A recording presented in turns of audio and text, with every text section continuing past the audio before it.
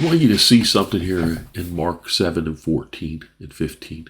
Jesus here, he says he called the people to him again and said to them, hear me, all of you, and understand. He's trying to get their attention.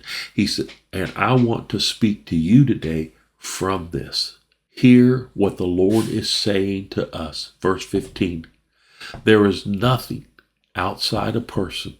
There's nothing outside of a person that by going into him can defile him. In other words, nothing that enters our body can defile us.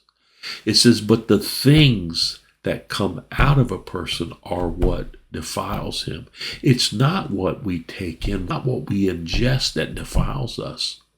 It's what comes out of us that defiles us. It's not what we see. It's not what we perceive. It's not what we hear, but it's what comes out of us. That's the reason why it's so important that we control what we say and what we do, because that's what comes out of us is what defiles us. Now, the things that we see and we hear, the things that we listen to, things that we pay attention to, things that we expose ourselves to, they don't defile us by us just seeing or hearing them.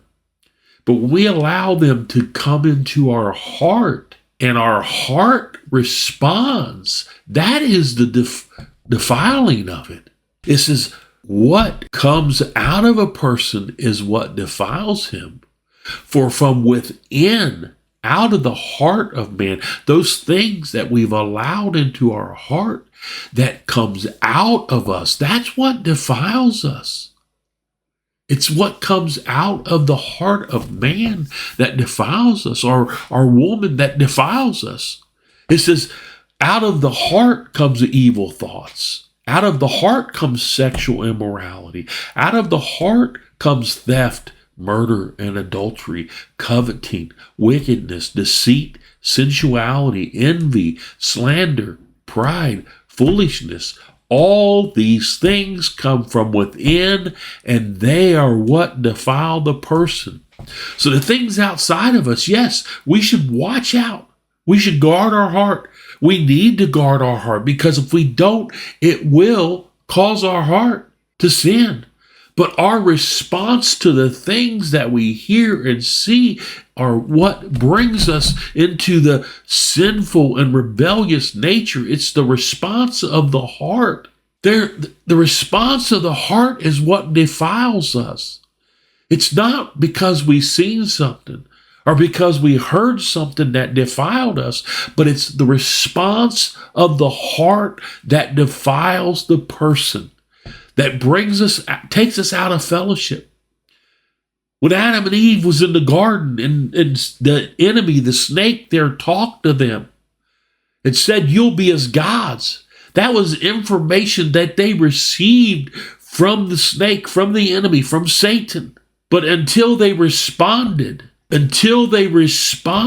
to that temptation, that they were okay until they responded. Yes, they shouldn't have been listening to the snake. Yes, they shouldn't have been listening to the enemy. But there are times in our life that we can't get away from the attacks that come against us.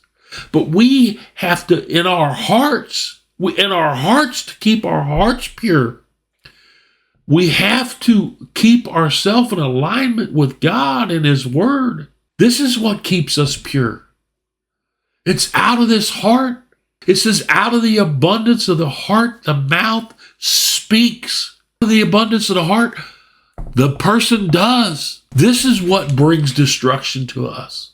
You can think about stealing a car, but just because you think about stealing a car doesn't make you a thief. But when you turn that into action and you go and you steal the car, that is when it becomes wrong. Out of the heart, the mouth speaks. Out of our heart, that's what brings us into a place of rebellion, and that's what brings us to a place that defiles us. May we guard our heart to protect our spirit that God has placed in us, that we may keep our minds and our hearts pure before God.